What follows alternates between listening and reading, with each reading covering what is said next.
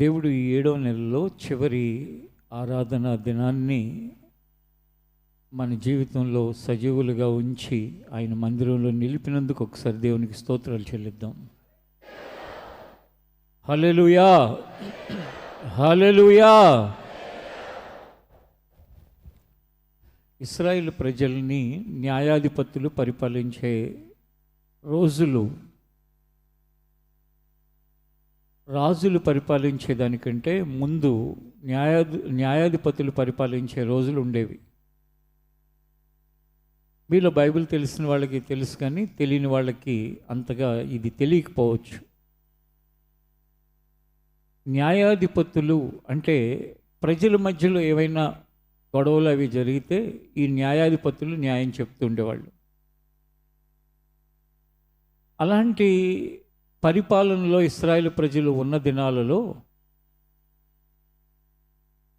ఒక వ్యక్తి ఇశ్రాయేలు ప్రజల దగ్గరికి వచ్చి, ఎందుకంటే ఒక న్యాయాధిపతి చనిపోయాడు, చనిపోతే తరువాత వారిని ఎవరు ఏలాలి, వారిని ఎవరు నడిపించాలి అనే ప్రశ్న ఉత్పన్నమైంది. అంటే ఉదాహరణకి ఒక రాష్ట్రానికి ముఖ్యమంత్రి చనిపోయాడు అనుకోండి, నెక్స్ట్ ఎవరు ముఖ్యమంత్రి అవ్వాలి? అలాగే ఆ దినాల్లో ఇశ్రాయేలు ప్రజల్ని నడిపించడానికి న్యాయాధిపతిగా ఉన్న వ్యక్తి చనిపోతే ఎవరు న్యాయాధిపతి అవ్వాలి అని ఆలోచిస్తున్న దినాలలో ఒక వ్యక్తి వాళ్ళ మధ్యకు వచ్చి, ప్రజలందరి మధ్యకు వచ్చి, జాగ్రత్తగా వినండి నేను చెప్పేది అని వాళ్ళతో ఏం చెప్పాడంటే, ఒక ప్రక్కన 70 మంది ఉన్నారు, ఇంకో ప్రక్కన నేనున్నాను. నేను ఒక్కడిని మిమ్మల్ని ఏలటం బాగుంటుందో, ఈ 70 మంది మిమ్మల్ని ఏలటం బాగుంటుందో ఒకసారి మీరు ఆలోచించుకోండి అని చెప్పాడు. ఏంటి 70 మంది ఒకవైపు ఏంటి, ఇతను ఒకవైపు ఏంటి అంటే, ఈ 70 మందినేమో అంతకుముందున్న న్యాయాధిపతి యొక్క కుమారులు, ఇతను కూడా కుమారుడు లాంటివాడే, కానీ వాళ్ళకంటే వేరనమాట. అక్కడ పనికత్తిగా ఉన్న ఆమె ద్వారా పుట్టినవాడు. ఇతను వాళ్ళకి చెప్తున్నాడు, 70 మంది 70 ఆలోచనలు చెప్తారు, వాళ్ళందరూ మిమ్మల్ని పరిపాలిస్తే బాగుంటుందా, మీలో ఒకరిని నేను పరిపాలిస్తే బాగుంటుందా, మీరే ఆలోచించుకోండి అన్నాడు. ఒకసారి మీరు బైబిల్లో నుండి న్యాయాధిపతుల గ్రంథం 9వ అధ్యాయం దగ్గరకు వస్తే 2వ వచనాన్ని మనం చదువుకుందాం. మీరు దయచేసి షెకెము యజమానులందరూ వినునట్లు వారితో మాట్లాడి మీకేది మంచిది యెరుబ్బయలు యొక్క కుమారులైన 70 మంది మనుషులు 70 మంది మనుషులందరూ మిమ్మును ఏలుట మంచిదా, ఒక్క మనుషుడు మిమ్మును ఏలుట మంచిదా, నేను మీ రక్త సంబంధిని అని జ్ఞాపకము చేసుకొనుడి అని పలుకుడనెను. అతని తల్లి సహోదరులు అతని గూర్చి షెకెము యజమానులు వినునట్లు ఆ మాటలన్నీ చెప్పగా వారు ఇతడు మన సహోదరుడు అనుకుని తమ హృదయము అబీమెలెకు తట్టు తిప్పుకొనిరి. అప్పుడు వారు ఒక్క నిమిషం, ఒక విచిత్రమైన సంభాషణ, వాదన వాళ్ళ మధ్యలో కలుగు చేశాడు. ఏమనంటే, యెరుబ్బయలు కుమారులు 70 మంది మిమ్మల్ని పరిపాలన చేస్తే బాగుంటుందా, నేను బాగుంటుందా, నేనైతే మీలో ఒకడిని, వాళ్ళైతే వేరు అని వాళ్ళందరికీ చెప్తే వాళ్ళు ఏమనుకున్నారంటే, బాగుంది, భలే చెప్తున్నాడు అని ఇతని వైపుకి వాళ్ళ మనసు త్రిప్పుకున్నారంట. త్రిప్పుకుంటే ఏం చేశాడు అనుకున్నారు? ఉన్న చోటు ఉండకుండా ఈ 70 మందిని చంపటానికి ప్రయత్నించి అందులో 69 మందిని ఒకేసారి చంపేశాడు. ఈ మధ్యకాలంలో నేను మన సమాజంలో జరిగిన ఒక సంఘటన మీకు జ్ఞాపకం చేశాను. 6 మందిని చంపాడు, ఎంత దుర్మార్గుడు అని. నేను నిన్న బైబిల్లో ఇది చదువుతుంటే ఇప్పుడు 6 మందిని చంపినని దుర్మార్గుడు అంటున్నాం, అప్పుడు 69 మందిని ఒకేసారి తన యొక్క అధికార దాహానికి చంపేశాడు అని 70 మందిని చంపుదాం అనుకున్నాడు. ఒక వ్యక్తి తప్పించుకున్నాడు, మిస్ అయిపోయాడు అనమాట. మిస్ అయిపోయేసరికి ఈ 69 మందిని చంపేశాడు. చంపేసి అతని యొక్క కోరిక ఏంటంటే ఈ ఇశ్రాయేల్ ప్రజలందరికీ నాయకత్వాన్ని వహించాలి, వాళ్ళకు ఒక లీడర్గా ఉండాలి, వాళ్ళ మీద అధికారం చెలాయించాలి. ఇది అతని యొక్క ఆలోచన. మొత్తం మీద అనుకున్నది చేశాడు. ఏం చేశాడు? 69 మంది చంపేశాడు. ఒకసారి మీరు 6వ వచనం దగ్గరకు వస్తే, తరువాత షెకెము యజమానులందరును మిల్లో ఇంటి వారునందరును కూడి వచ్చి మిల్లో ఇంటి వారు అందరూ. ఒకసారి 5వ వచనం కూడా చదివితే అక్కడ మనకి ఒక మాట కనపడుతుంది. తరువాత అతడు ఒఫ్రాలోనున్న తన తండ్రి ఇంటికి పోయి యెరుబ్బయలు కుమారులను తన సహోదరులునైనా ఆ 70 మంది మనుషులను ఒక్క రాతి మీద చంపెను. యెరుబ్బయలు చిన్న కుమారుడైన యోతాము మాత్రమే దాగి ఉండి తప్పించుకొనెను. తరువాత షెకెము యజమానులందరూ మిల్లో ఇంటి వారు అందరును కూడి వచ్చి షెకెములోనున్న మస్తవృక్షము క్రింద దండుపాలెము నొద్ద అబీమెలెకు రాజుగా నియమించిరి. తన ప్లాన్ అంతా కూడా వర్కౌట్ అయిందండి. సరే, దీంట్లో మనం ముందుకెళ్ళబోయే ముందు మీరు ఎప్పుడైనా ఇలాంటి ఆలోచనలు ఎవరికైనా ఉంటే వాళ్ళని ఎలా చూస్తారు? తన అధికార కాంక్ష కోసం, తన కోరికలు తీర్చుకోవటం కోసం, తన ఇష్టం జరగటం కోసం, తను అనుకున్నది జరగాలని ఎవరో ఒకరిని చంపేసి, ఎవరో ఒకరిని మానసికంగా కృంగదీసి, హింసించి, వేధించి, మనుషులు తమ కోసం కాదు ఆలోచించేది. ఎంతసేపు మనుషులకు ఆలోచన విధానాలు ఎంతసేపు ఎలా అంటే, అవతల వాడు పడిపోతే నేను నిలబడినట్టు ఉంటాను. 10 మంది నిలబడి ఉన్నారు అనుకోండి, 9 మందిని పడగొడితే నేను ఒక్కడినే నిలబడి ఉన్నట్టు అని. 10 మంది బాగుంటే 9 మందిని నాశనం చేస్తే నేను ఒక్కడినే బాగుంటాను. చిన్నప్పుడు ఒక స్టోరీ విన్నాను. ఆ స్టోరీలో ఒక వ్యక్తి బాగా తపస్సు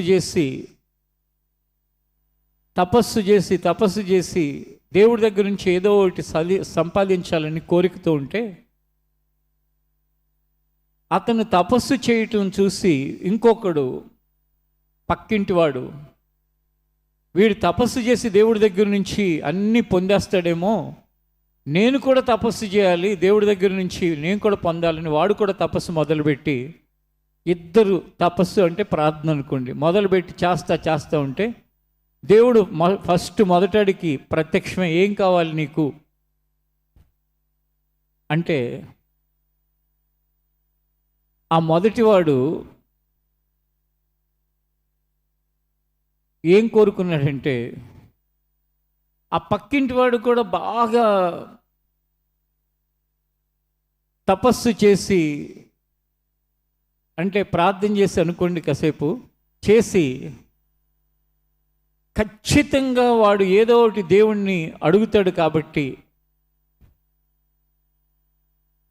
వాడి తెలివితేటలన్నీ నాకు తెలుసు, వాడి బాగా అతి తెలివితేటలు అని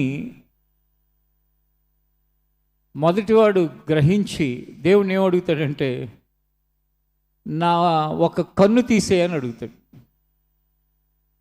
ఈ పక్కింటి వాడు బాగా ప్రార్థన చేసి మళ్ళా రెండోవాడికి కూడా ప్రత్యక్షమైనప్పుడు దేవుడు, నీకేం కావాలి బాబు అని అడిగితే, ఇంతకుముందు వాడికి ప్రత్యక్షమేవో కదా, వాడికి ఏమి ఇచ్చావో దానికి నాకు 2 అంతలు ఇవ్వని అడుగుతాడు. అంటే అప్పుడు ఈ రెండోవాడికి ఏమొస్తాయి? రెండు కళ్ళు పోతాయి.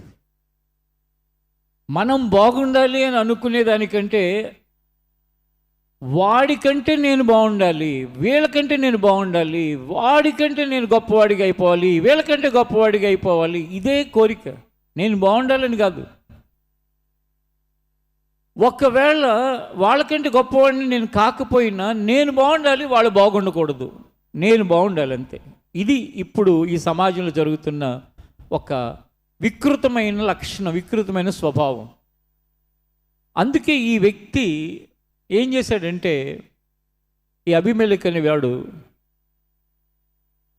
ఈ 70 మందిని నేను ఒక్క దెబ్బలో దెబ్బ కొట్టాలి, ప్రజలందరి దృష్టి నా వైపు మరలేటట్టు చేసుకోవాలి అని ఆలోచించి మాస్టర్ ప్లాన్ వేసి ఏం చేశాడంటే 69 మంది చంపేశాడు. ఒకడు మిగిలిపోయాడు. ఇక రాజ్యం తనదైందని, ప్రజల్ని తాను పాలిస్తున్నానని అనుకుంటున్నాడు. ఆల్రెడీ మనం చదువుకున్న వాక్య భాగంలో వాళ్ళందరూ కలిసి అతను రాజుగా కూడా చేశారు. అప్పుడు మీరు ఒకసారి 8వ వచనం దగ్గరకు వస్తే, చెట్లు తమ మీద రాజును ఒకరిని అభిషేకించుకొనవలనను మనసు కలిగి, అప్పుడు ఈ తప్పించుకున్న ఒక్క అబ్బాయి ఉన్నాడు కదా, యోతాము అనే అబ్బాయి, అతను ఏమని ఒకసారి వాళ్ళందరితో చెప్పాడంటే, అక్కడ ఉన్న ప్రజలందరితో ఒక ఉపమానాన్ని చెప్పాడు. చదువు. చెట్లు తమ మీద రాజును ఒకరిని అభిషేకించుకొనవలనను, చెట్లు తమ మీద రాజుని ఒకరిని అభిషేకించుకొనవలనని మనస్సు కలిగి బయలుదేరి మమ్మును ఏలు అని ఒలీవ చెట్టును అడగగా ఒలీవ చెట్టు దేవునిని మానవులను దేని వలన నరులు సన్మానించుదురో ఆ నా తైలమును ఇయ్యక మాని చెట్ల మీద రాజునై ఉండి ఇటు అటు ఊగుటకు నేను వచ్చేదనా అని వాటితో అనెను. అప్పుడు చెట్లు నీవు వచ్చి మమ్మల్ని ఏలమని అంజూరపు చెట్టును అడగగా అంజూరపు చెట్టు చెట్ల మీద రాజునై ఉండి ఇటు అటు ఊగుటకు నా మాధుర్యమును నా మంచి ఫలములను ఇయ్యక మానుదునా అని వాటితో అనెను.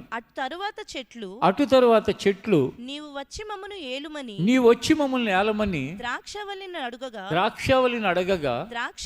ద్రాక్షవల్లి దేవునిని మానవుని సంతోషపెట్టు నా ద్రాక్షారసమును నేను ఇయ్యక మాని చెట్ల మీద రాజునై ఉండి ఇటు అటు ఊగుటకు నేను వచ్చేదనా అని వాటితో అనెను. ఒక్క నిమిషం. చెట్లన్నీ కలిసంట మనం ఒక రాజుని చేసుకుందాం అని చెప్పి అనుకుని అంజూరపు చెట్టు దగ్గరికి వెళ్ళి అంట, మొట్టమొదట అంజూరపు చెట్టు దగ్గరికి వెళ్ళి అంజూరపు చెట్టు మా మీద నువ్వు రాజుగా ఉండు అంటే, నేను దేవునికి మనుషులకి సంతోషాన్ని కలిగించే నా ఫలాలని ఫలించకుండా నా పని మానేసి మీరు చెప్పినట్టు విని రాజుగా ఉండి అటు ఇటు ఊగుతానా? నాకు వద్దు పొండి, మీ పదవి వద్దు, మీ ఆఫరు వద్దు, ఏమొద్దు, నాకు బోల్డ్ అంత పని ఉంది, నా పని నేను చేసుకోవాలి పొండి అని చెప్పి గెంటేసింది. అప్పుడు ఓలివ చెట్టు దగ్గరికి వచ్చినాయి చెట్లన్నీ కలిసి. అప్పుడు ఆ ఓలివ చెట్టు కూడా ఏమని చెప్పిందంటే, నేను ఓలివ నూనెని ఇవ్వాల్సిన దాన్ని నా పని మానేసి మీ ఆఫర్ తీసుకుని అటు ఇటు ఊగుతానా నేను, పొండి ఇలాంటి పిచ్చ ఆఫర్లన్నీ నాకేం ఇవ్వక్కర్లేదు, పొండి అవతలకి అని చెప్పి వాటిని తోలేసింది. అప్పుడు ఈ ద్రాక్ష దగ్గరికి వచ్చింది. ద్రాక్ష చెట్టు దగ్గరికి వచ్చే చెట్లన్నీ కలిసి ఆ చెట్టు కూడా, ద్రాక్ష చెట్టు కూడా ఏమందంటే, నేను మానవులకి దేవునికి ఇవ్వాల్సిన ద్రాక్షారసం అవసరమైన దాన్ని ఆ ఫలాలు ఫలించకుండా మీ కబుర్లు వెంట, మీ పనులు చూసుకుంటా, మీ మీద అధికారం చెలాయించుకుంటా, ఈ పనులన్నీ నా వల్ల ఎక్కడవుతాయి, మీ ఆఫర్ వద్దు, మీ రాజు స్థానం వద్దు, నాకు మీరు పోవచ్చు, నాకు వద్దు పొండి అని. అప్పుడు ఇక చెట్లకు దిక్కుతోచల. అంజూరపు చెట్టు అయిపోయింది, ఒలివ చెట్టు అయిపోయింది, ద్రాక్ష చెట్టు అయిపోయింది. ఇక చెట్లన్నీ కలిసి ఏం చేసినాయంటే, ఏ చెట్టుని అడిగినా ఇలాంటి మాటలే మాట్లాడతాని, కాబట్టి ఈ ముళ్ళ చెట్టు దగ్గరికి పోదాం అని చెప్పి ఆ ముళ్ళ చెట్టు దగ్గరికి పోయి, మమ్మల్ని వెళ్తావా, నీకు ఒక ఆఫర్ ఇస్తున్నాం, మాకు రాజు కావాలి, వస్తావా, మరి మా మీద అధికారం ఇస్తాం, మమ్మల్ని పాలన చెయ్యి అని అడిగి. అప్పుడు ఆ చెట్టు ఏముందో చూడండి ఒకసారి. అప్పుడు చెట్లనియు నీవు వచ్చి మమ్మును ఏనుమని ముండ్ల పొద 14 వచ్చిన న్యాయాధిపతులు 9వ అధ్యాయం 14 వచ్చిన. అప్పుడు చెట్లన్నీ నీ వచ్చి మమ్మల్ని ఏలమని ముండ్ల పొద యొద్ద మనవి చేయగా, ముండ్ల పొద మీరు నిజముగా నన్ను మీ మీద రాజుగా నియమించగోరిన ఎడల రండి నా నీడను ఆశ్రయించుడి, లేదా అగ్ని నాలో నుండి బయలుదేరి లెబానోను దేవదారు చెట్లను కాల్చివేయునని చెట్లతో చెప్పెను. చూడండి, ముళ్ళ చెట్టు దగ్గరికి వచ్చేసరికి ఆ ముండ్ల పొద అంటుంది, రండి చక్కగా ఆశ్రయం పొందండి. అంజూరపు చెట్టు ఒప్పుకోలేదు, ఒలివ చెట్టు ఒప్పుకోలేదు, ద్రాక్ష చెట్టు కూడా ఒప్పుకోలేదు.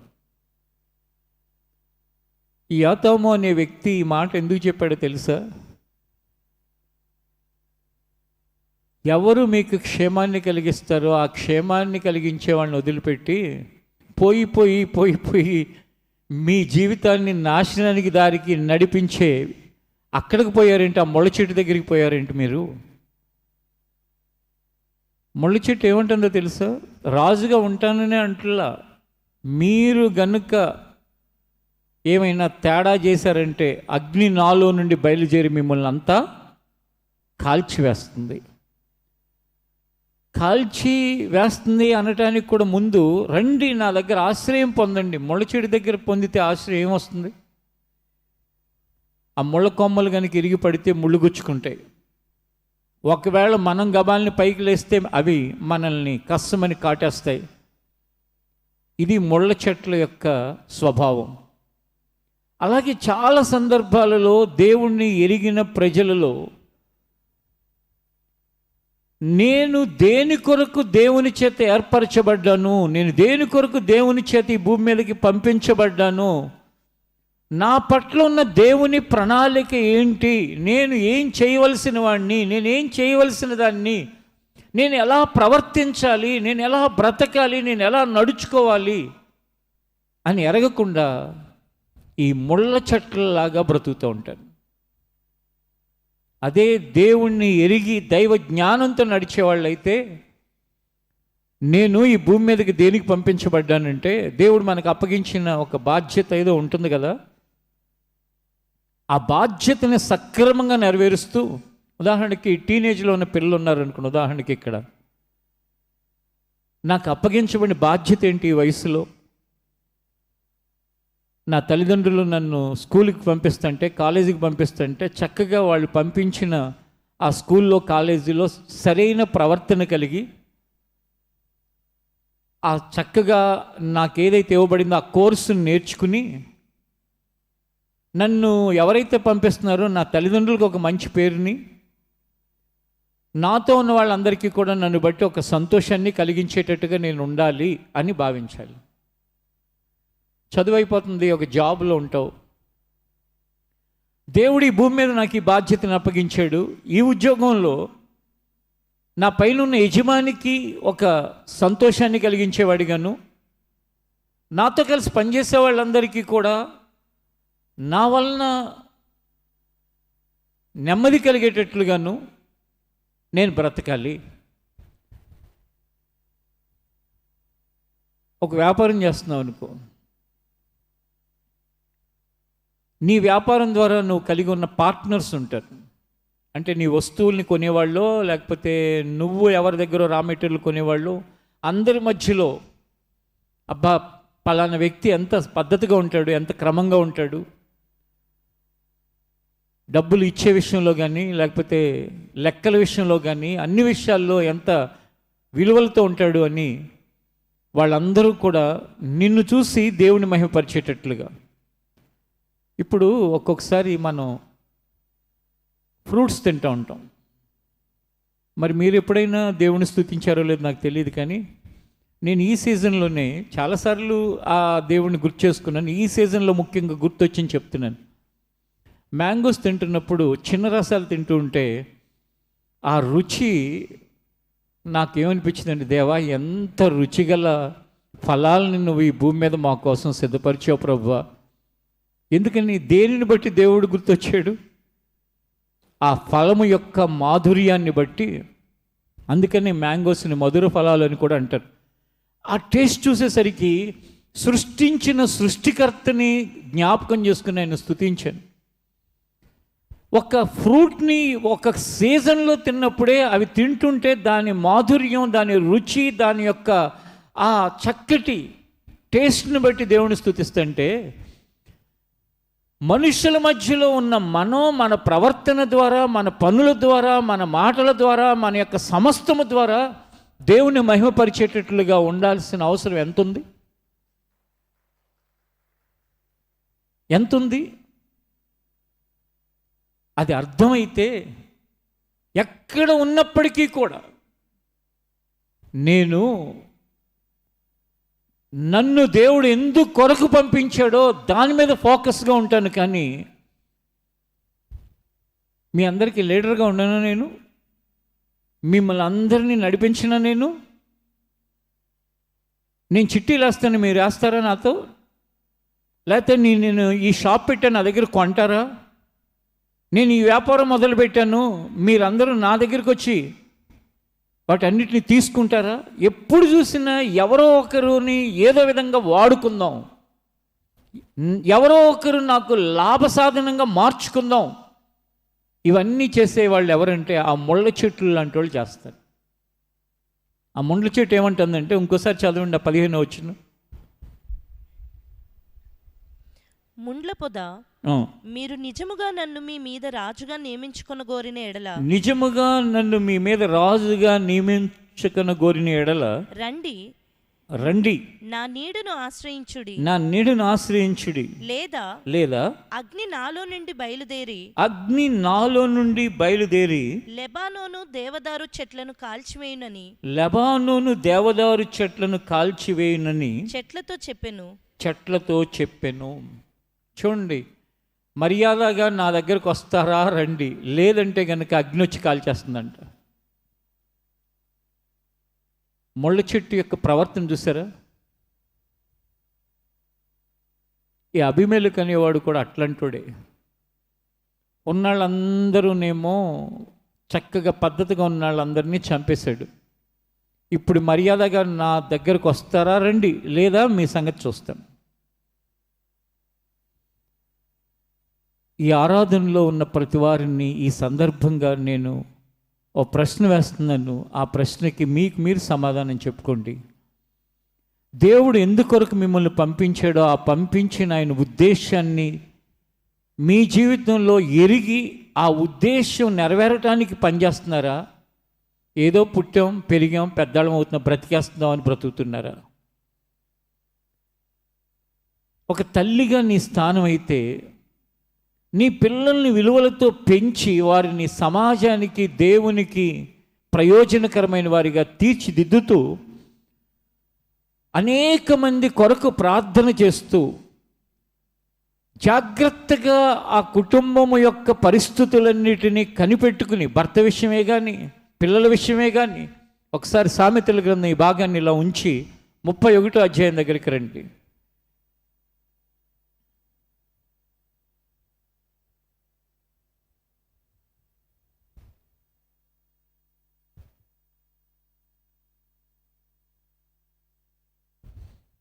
సామెతల గ్రంథం 31వ అధ్యాయం 15వ వచనం. ఆమె చీకటితోనే లేచి తన ఇంటి వారికి భోజనము సిద్ధపరచును. తన పనికత్తెలకు బత్తెము ఏర్పరచును. ఆమె పొలమును చూచి దానిని తీసుకును. తాము కూడబెట్టిన ద్రవ్యము పెట్టి ద్రాక్ష తోట ఒకటి నాటించును. ఆమె నడికట్టు చేత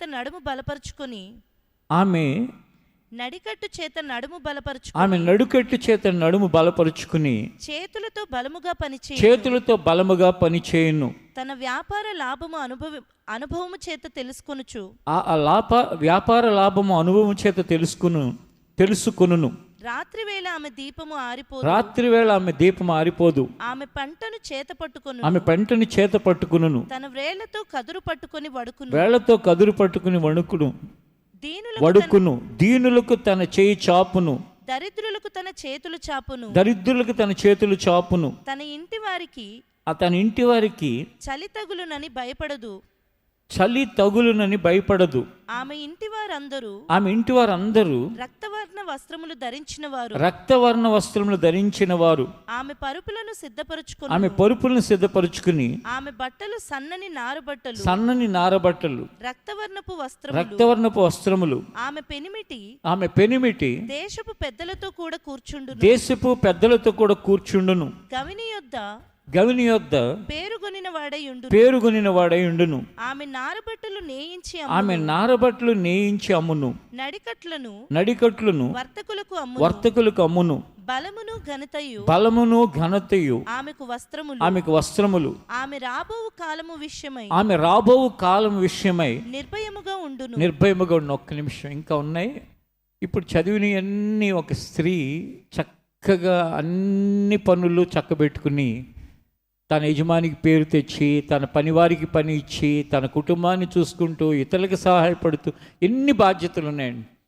అసలు ప్రారంభంలోనే ఉదయాన్నే లేచును. ఇప్పుడు ఉదయాన్నే లేచును అనే మాట ఎంతమందికి అది తగుతుందో.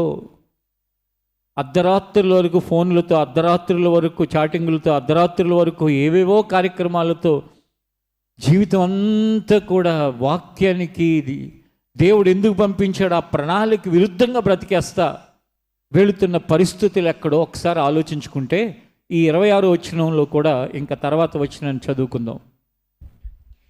జ్ఞానము కలిగి తన నోరు తెరుచును. కృపగల ఉపదేశము ఆమె బోధించును.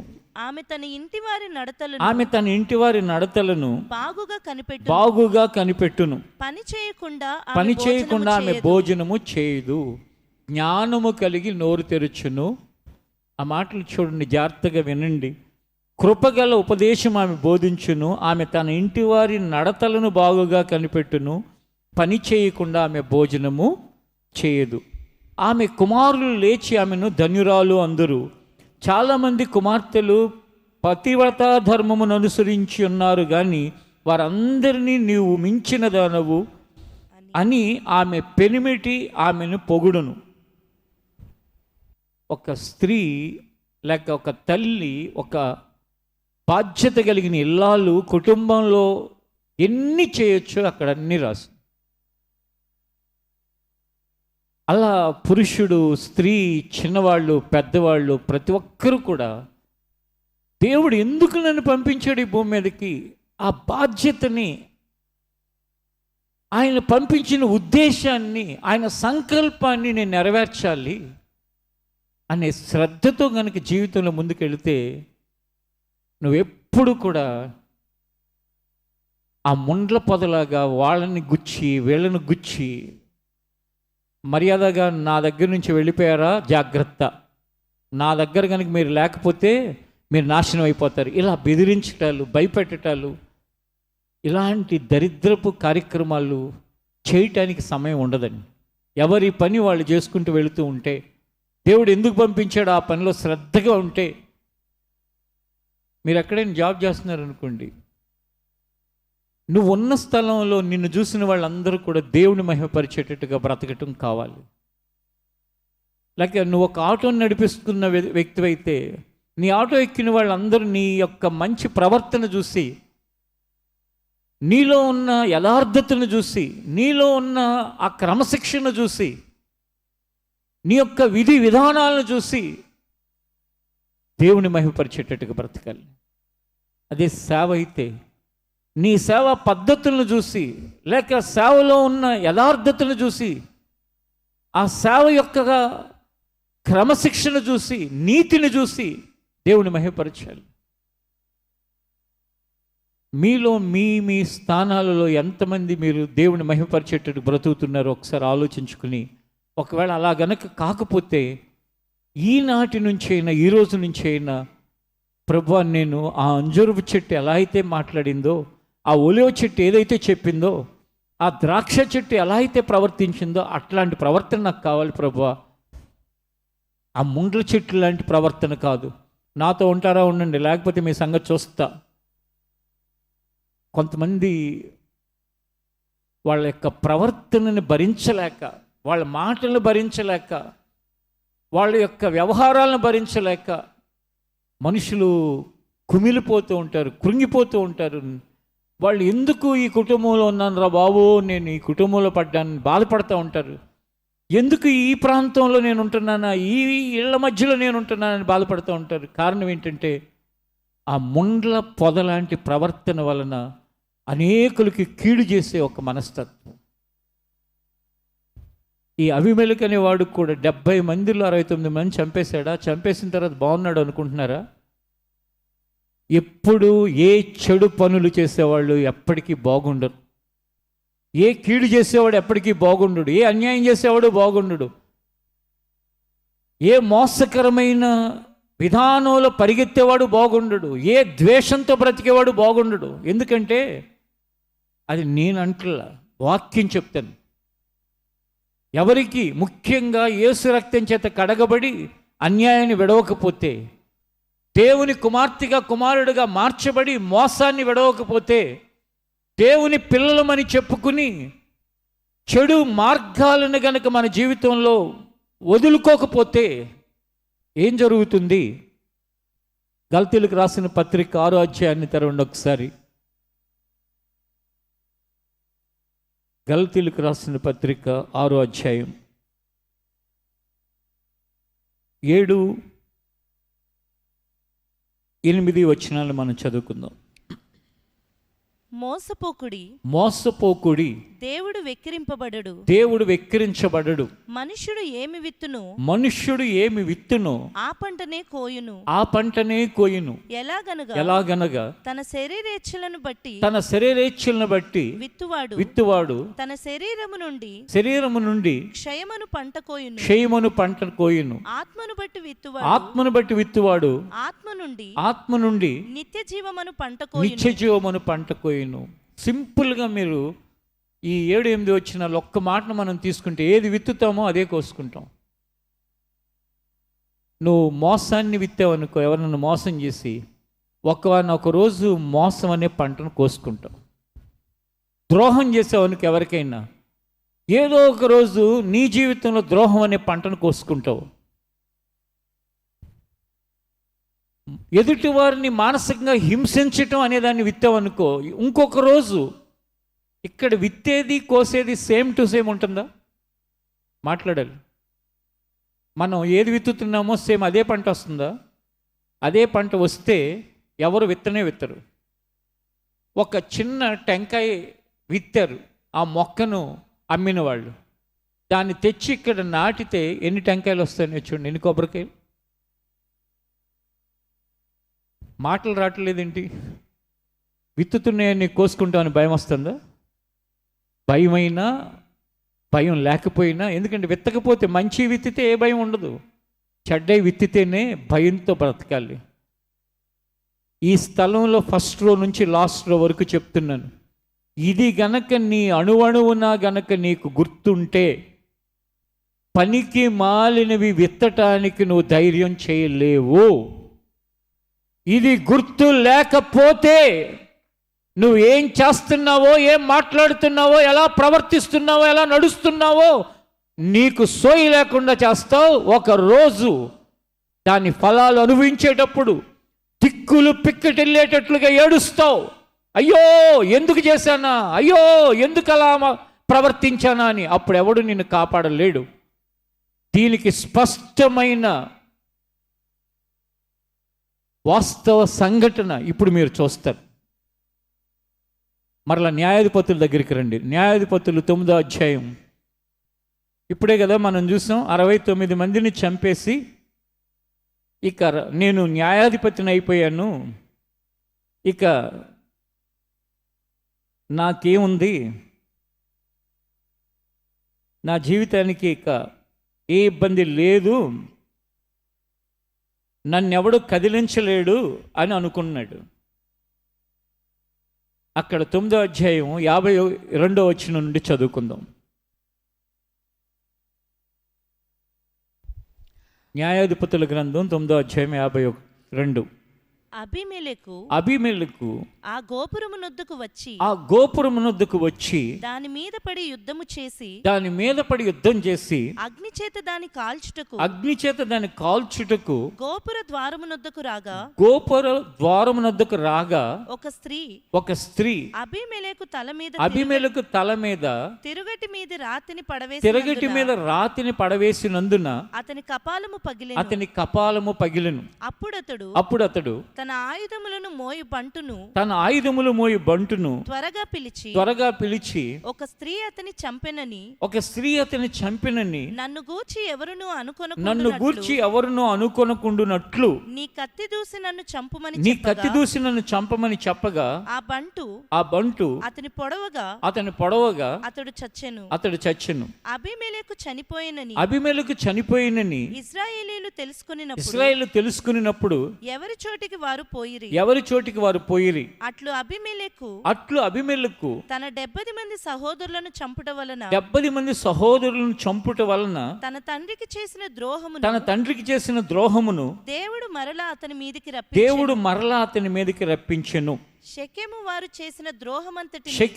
చేసిన ద్రోహమంతటిని దేవుడు వారి తలల మీదికి మరలా రాజేసెను. యెరుబ్బయలు కుమారుడైన యోతాము శాపము వారి మీదకి వచ్చెను. చూడండి, ఏది విత్తాడో ఈ అబీమెలెకు అది కోసుకున్నాడా? 70 మందిని కాదు, 700 మందిని చంపినా మన ప్రాణానికి ఆ 700 మంది ప్రాణానికి సమం కాదు. మనం లేకపోతే మనం ఏం చేయలేము జీవితంలో. ఎలాంటి కర్మ పట్టిందంటే ఈ అబీమెలెకుకి, ఒక స్త్రీ తిరగటి రాయి వేసి ఆ తల పగిలిపోయి చచ్చిపోయే ముందు ఇంకా కొన్ని క్షణాల్లో చచ్చిపోతాడు. తన దగ్గర ఉన్న బంటుని పిలిచేవరే కత్తితో పడవరా బాబు, ఎవరో ఒక స్త్రీ పడేస్తే రాయి నేను చచ్చిపోయానంటే నాకు పొరుగు తక్కువ. చివరికి అలాంటి కర్మ పట్టింది. ఎందుకంటే అన్యాయంగా 69 మందిని చంపి వాళ్ళ పాపాన్ని మూటగట్టుకుని ఏది విత్తాడో మరలా అది ఒక రోజున పంట కోసుకునే సమయం వచ్చింది. మనం నిజంగా దేవుని నమ్మిన వారమైతే, దేవుని వాక్యమును మన జీవితంలో మనం గనుక దేవుడు అని గనక గ్రహిస్తే, మనం విన్న ప్రతిరోజు అది ఏ నెలలో అయినా, ఏ వారం అయినా, అది మొదటి వారమైనా, రెండో వారమైనా, మూడో వారమైనా, మనతో మాట్లాడుతున్న వాక్య ప్రకారం వెంటనే మన మనస్సుని వాక్య ప్రకారం సరి చేసుకుని జీవించడానికి ఇష్టపడతాం. నేను నా టీనేజ్లో ప్రభువుని రక్షకుడిగా ఎరిగాను. నా 17వ సంవత్సరం ఎన్నోసార్లు మీకు చెప్తూ ఉంటాను. అప్పటి నుంచి నాకున్న అలవాటు ఏంటంటే, వాక్యము ఏది వినేవాడినో, బోధించే దినాలు వచ్చిన తర్వాత ఏదైతే బోధిస్తున్నప్పుడు నేను నా హృదయంలో దేవుడిచ్చిన మాటను మీకు ప్రకటించడానికి ఒక ఈ మైక్ ఎలాంటిదో అలాంటి అంతే. అది ప్రకటిస్తున్నప్పుడు, నా నోట నుండి వస్తున్నప్పుడు అది నేను కూడా గ్రహించుకుని, నిజమే ఈ విషయంలో నాలో ఏ బలహీనత ఉంది, ఏ లోపం ఉంది, నేనేం సరి చేసుకోవాలని ఎప్పుడు ఆలోచించుకుంటూ ఉంటాను. కారణం ఏంటంటే, వాక్యమును హృదయంలోకి స్వీకరించి దాని ప్రకారం సరి చేసుకోకపోతే వాళ్ళ బ్రతుకు ఏమాత్రం క్షేమంగా ఉండదు. ఈ ఆరాధనలో దేవుడు మనతో మాట్లాడుతుంది ఏంటంటే, నువ్వు ఏం చేస్తున్నావో, ఏం మాట్లాడుతున్నావో, ఎలా ప్రవర్తిస్తున్నావో, ఎలా నడుచుకుంటున్నావో, ఏది విత్తుతున్నావో అది చూసుకో. ఒకరోజు దాన్ని కోసుకునే రోజు కూడా వస్తుంది. అది వచ్చినప్పుడు నువ్వు భరించలేని పరిస్థితులు తెచ్చుకోకు. నువ్వు మంచి మేలు, న్యాయము, నీతి ఇలాంటి విత్తి వాటిని కోసుకునేదానిగా ఉంటే, దయ అనే దాన్ని విత్తుతావు, దయ అనే పంటను కోసుకుంటావు. కనికరం అనే దాన్ని విత్తుతావు, కనికరం అనే పంటను కోసుకుంటావు. ఇతరులకు మేలు చేయటం అనే దాన్ని విత్తుతావు, మేలును కోసుకుంటావు. ఇతరులకు క్షమించడం విత్తుకుంటావు, క్షమాపణ పొందుతావు దేవుని దగ్గర నుంచి. మత్తయి సువార్త 5వ అధ్యాయంలో కూడా అదే ఉంటుంది, తీయక్కర్లేదు. కానీ కనికరమ గల వారు ధన్యులు, వారి కనికరమను పొందుతారు. ఏది విత్తుతావు అది కోసుకుంటావు. ఈ అబీమెలెకు అనేవాడు తన తండ్రి కుమారులందరినీ చంపేసి ఒక పాపాన్ని విత్తుకున్నాడు. ఎవరో తెలియని ఒక స్త్రీ రాయి పడేసి తల పగలగొట్టి అతన్ని చంపి తన పంటను కోసుకోవాల్సిన రోజు ఒకటి వచ్చింది. ఈ ఆరాధనలో గనుక ఇది నీకు స్పష్టంగా అర్థమైతే ఎవరిని కూడా ఒక చెడు మాట కూడా మాట్లాడు, ఎవరిని కూడా మానసికంగా హింసించవు, ఎవరిని కూడా వారి యొక్క ధనాన్ని దొంగిలించవు, ఎవరిని కూడా అన్యాయం చేయవు. ఎవరితో పని చేసుకుని ఆ పనికి డబ్బులు ఇవ్వకపోతే ఆ కూలి మొరపెడుతుంది.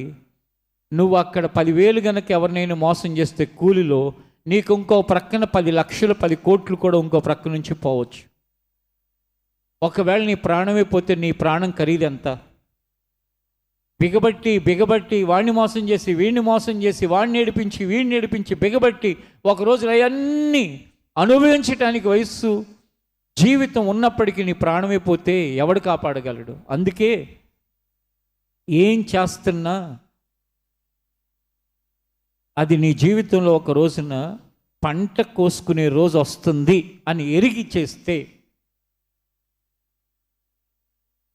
ఆయన ఎరిగిన ప్రజలుగా మనం ఎల్లప్పుడూ క్షేమంగా ఉంటాం. సోయి లేకుండా ఇష్టానుసారంగా ప్రవర్తిస్తే,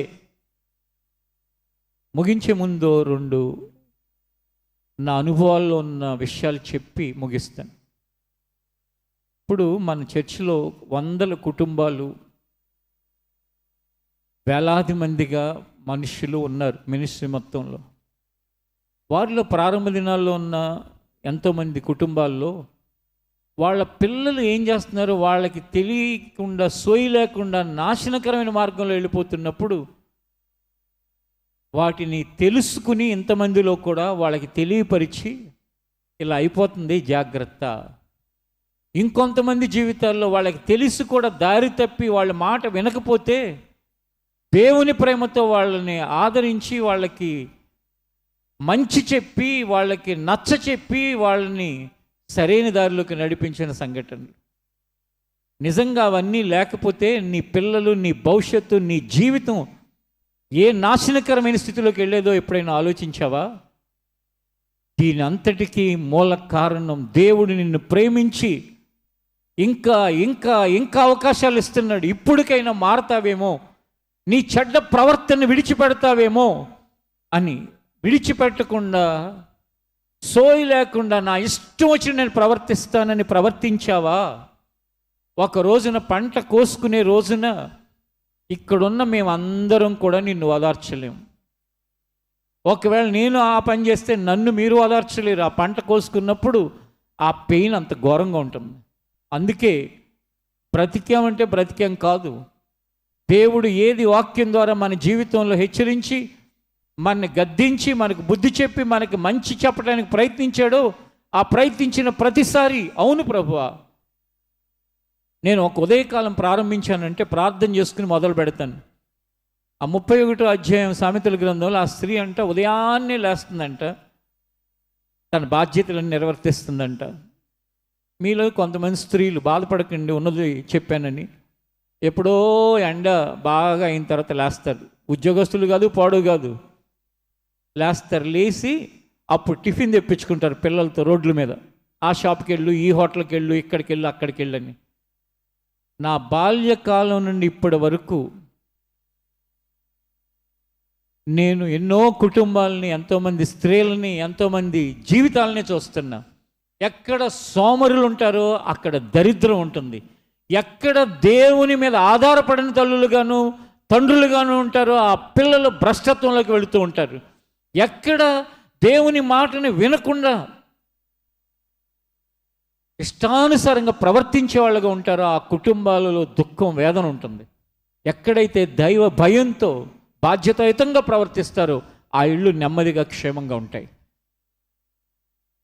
ఆ స్త్రీ బాధ్యతల్ని మీలో తల్లులుగా ఉన్న వాళ్ళందరూ జాగ్రత్తగా ఇంటికి వెళ్ళిన తర్వాత మరలా చదువుకుంటే, ఖాళీ ఉన్నప్పుడు ఇవాళ కాకపోతే రేపు కాకపోతే ఎల్లుండ చదువుకుంటే మీ ప్రవర్తనలో ఎన్ని సరి చేసుకోవాల్సిన విషయాలు ఉంటాయో మీకు తెలుస్తుంది.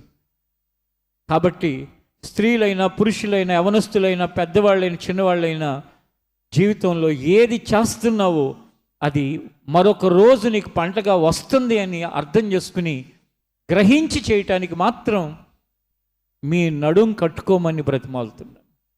ఎప్పుడైతే ఇది మనకు గుర్తుంటుందో పొరపాటున ఏ శరీర సంబంధమైన కార్యక్రమాలు చేయటానికంటే, శరీర కార్యములు అంటే శరీరాశ, నేత్రాశ, జీవపడము అని ఉంది కదా, ఇలాంటికి సంబంధించిన ఇలాంటి వ్యవహారాల జోలికి వెళ్లకుండా దైవ నీతిని అనుసరించి నడుచుకోవటానికి ఇష్టపడతాం. మనలో ప్రతి వారిని దేవుడు మనం ఏది విత్తుతామో అది కోసుకుంటాము అనే గ్రహింపుతో బ్రతకటానికి సహాయం చేయునుగాక. ఆ అభిమెలకు లాంటి భ్రష్టమైన మనస్తత్వం దూరపరుచునుగాక. మోసకరమైన స్వభావాన్ని విడిపించునుగాక. జీవితంలో బాధ్యతాయుతమైన వ్యక్తులుగాను ఎక్కడ ఉంటే అక్కడ మనల్ని బట్టి దేవుడికి మహిమ కలిగేటట్లుగా, అంజూరపు చెట్టు దేవుని మహిమపరుస్తుంది, ఓలివ చెట్టు దేవుని మహిమపరుస్తుంది, ద్రాక్ష చెట్టు దేవుని మహిమపరుస్తుంది. ఈ భూమి మీద ఉన్న ఇంకా అనేక ఫలవృక్షాలు ఎవరిని మహిమపరుస్తున్నాయి? దేవుణ్ణి మహిమపరుస్తున్నాయి.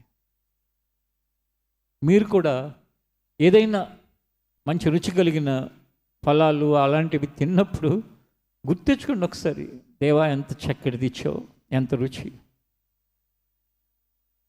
మ్యాంగోస్ అమ్మే వ్యక్తి అంటున్నాడు, వేరే గెస్టులు వస్తే వాళ్ళ కోసం మ్యాంగోస్ ఆర్డర్ ఇవ్వటానికి నేను ఒక వ్యక్తికి ఫోన్ చేశాను.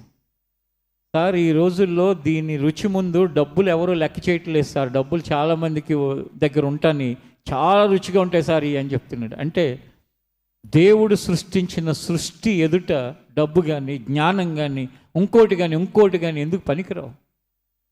దేవుని యొక్క సృష్టి అంత శ్రేష్టమైనది.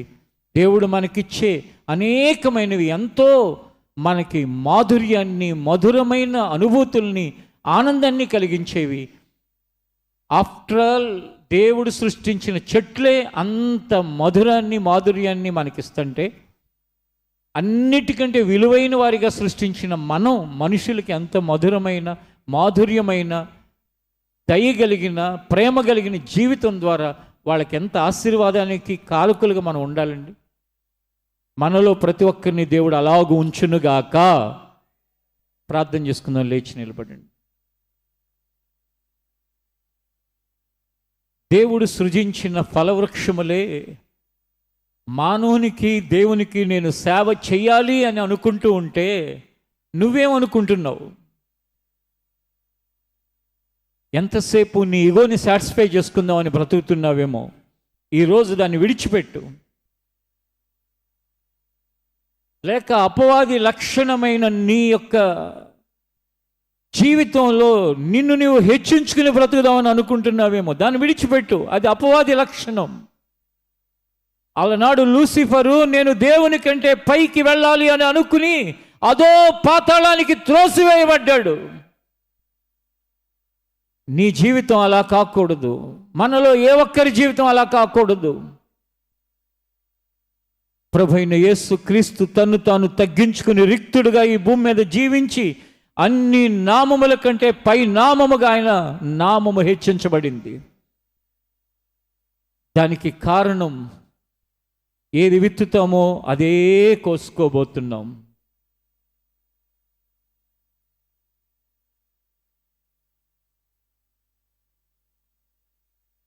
ఎవ్వరు కూడా అనాలోచనతో ఉండకూడదు. ప్రతి ఒక్కరూ దేవుణ్ణి నీ యొక్క వాస్తవ స్థితిని చెప్పి వేడుకోవలసిన వాడవై, వేడుకోవలసిన దానివై ఉన్నావు.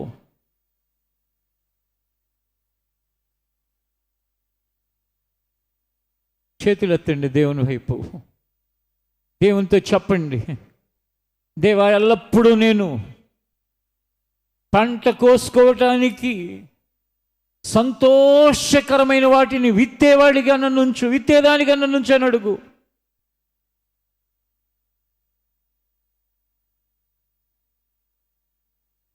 మీ అందరూ కలిసి ప్రార్థన చేస్తే ఆ ప్రార్థన దేవుడు విని నీకే కాదు నీ తోటి వారికి కూడా సహాయం చేస్తాడు. చేయి, ప్రార్థన చేయి. అంజూరపు చెట్టు, ఒలివ చెట్టు, ద్రాక్ష చెట్టు ఎంత శ్రద్ధతో ఉన్నాయి దేవా, మరి నేనెంత శ్రద్ధగా ఉండాలి, నేనెంత తపనతో ఉండాలి, దేవునికి మానవునికి సేవ చేయాలి నేనని. ముండ్ల చెట్టులాగా ఉండటానికి ప్రయత్నిస్తున్నావేమో, ఇప్పుడు వరకు అలా బ్రతికేవేమో, వదిలేయి. ఎవరైనా ఏదైనా మాట్లాడితే కస్సుమని గుచ్చుతావు. నీతో మాట్లాడాలంటే భయం, నువ్వు కనపడితే భయం. ఒక ముండ్ల చెట్టు లక్షణం అది. ముండ్లకు దూరంగా వెళ్ళిపోతారు మనుషులు. ముండ్ల పొదను మనుషులు అసహించుకుంటారు, ఎందుకంటే దానికి గుచ్చటం మాత్రమే తెలుసు, ఏ మేలు చేయలేదు.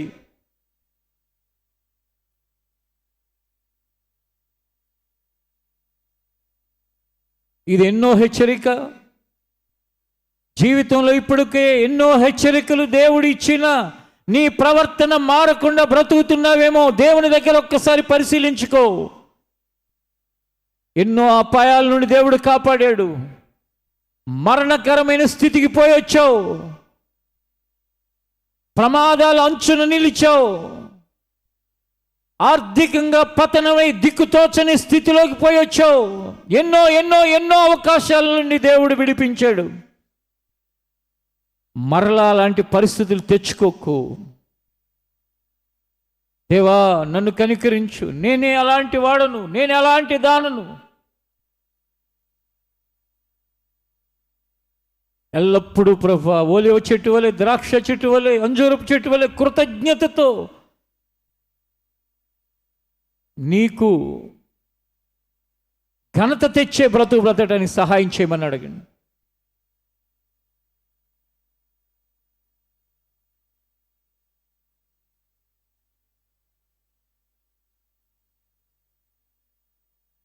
ఆమేన్. దేవాన్ని కృతజ్ఞతలనైనా ఎన్నో ఆదివారాలు, ఎన్నో శనివారాలు, ఎన్నో ప్రత్యేక ప్రార్థనలో భారముతో కూడిన ఆత్మతో ఎన్నో విలువైన విషయాలు మాకు నేర్పుతూ హెచ్చరిస్తూ వస్తున్నావు.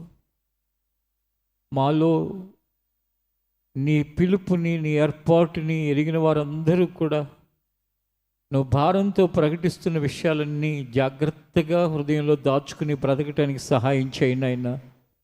నిర్లక్ష్యమును వీడటానికి కృప చూపునైనా. సోమరితనాన్ని వేయటానికి సహాయం చేయి తండ్రి. బద్ధకస్తులుగా ఉండేవారిని విడిపించునైనా. వాక్యమును వినని రాతి నేల మీద పడిన విత్తనాల వంటి హృదయాలని క్షమించునైనా. ముండ్ల పొదల మీద పడిన విత్తనాల వంటి హృదయాలను క్షమించునైనా. త్రోవ ప్రక్కన పడిన విత్తనాల వంటి హృదయాలను క్షమించునైనా. వారందరినీ క్షమించి మంచి నేల మీద పడిన విత్తనాల వంటి హృదయాలుగా చేయండి ప్రభువా. ఏ ఒక్కరూ కూడా వారు మాట్లాడుతున్నా, ఏదైనా చేస్తున్నా, వాళ్ళు ఎలాగున ప్రవర్తిస్తున్నా, ఇదిగో నేను ఇది చేస్తున్నాను, రేపు ఇది పంట కోస్తే నాకు బాగుంటుందా అని ఆలోచించుకుని చేయటానికి సహాయం చేయి. ప్రతి నోటి మాటను అదుపులో ఉంచుకునే వారిగా చేయి ప్రభువా. ప్రతి పనిలోనూ కూడా నేను అదుపుతో వారు చేయవలసిన పనులు చేసేవారిగా చేయను ఆయన. సమస్త ప్రవర్తనను అదుపుతో ప్రవర్తించడానికి సహాయం చేయను ఆయన. అదుపు తప్పి ప్రవర్తించేది, ఆలోచన లేకుండా చేసే ప్రతిదాని వెనక రాబోయే ఫలములు ఎంతో భయంకరములున్నాయి. ఆ అబీమెలెకు తన 70 మంది సహోదరుల్ని చంపటానికి సిద్ధమైన రోజున ఒకరోజు ఇది నాకు తిరిగి వస్తుందని అనుకుంటే చేసి ఉండేవాడు కాదయ్యా. కానీ ఆ రోజు అతనికి తెలియదు, అతనికి అర్థం కాలేదు. అలాంటి పరిస్థితులు మాలో ఎవరికి లేకుండా కాపాడు తండ్రి. నీ వాక్యం చెప్తున్నది, అతడు తన తండ్రి కుమారులకి ఏది చేశాడో అదే తనకి వచ్చింది అని చెప్తుంది నాయన. అలాంటి ప్రవర్తన మాకు వద్దని ప్రార్థిస్తూ మమ్మల్ని ఎల్లప్పుడూ కూడా అక్షయమైన పంట కోయటానికి ఆత్మ సంబంధమైన వాటిని విత్తే గుంపుగా ఉంచు, ప్రజలుగా ఉంచు. అలాగను సిద్ధపరచండి. మమ్మల్ని అందరినీ మీ చేతులకు అప్పగించుకుంటున్నాం.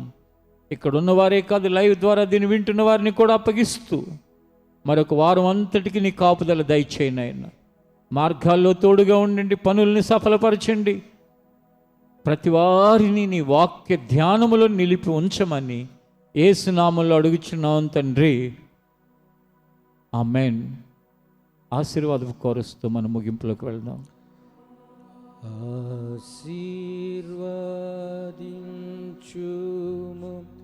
మమ్ము దేవా, నిండైన దీవెనతో పంపుమయా. ఆశీర్వదించుము మమ్ము దేవా, నిన్నైన దీవెనతో పంపుమయా. నీదు సన్నిధిలో మేము నిలచి పొందేదామెన్నో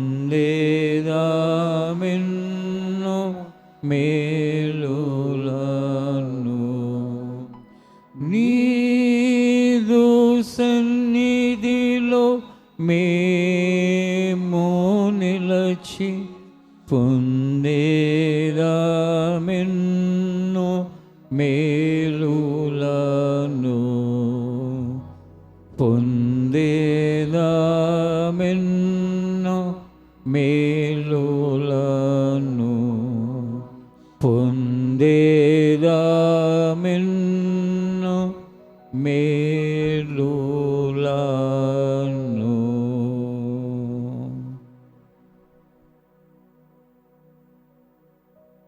తండ్రిని దేవుని ప్రేమ, కుమారుడు రక్షకుడు అయిన యేసుక్రీస్తు కృప, పరిశుద్ధాత్మ దేవుని ఆదరణ సహవాసము ఇక్కడున్న మనకు సకల పరిశుద్ధులకు అనుగ్రహించి నడిపించునుగాక.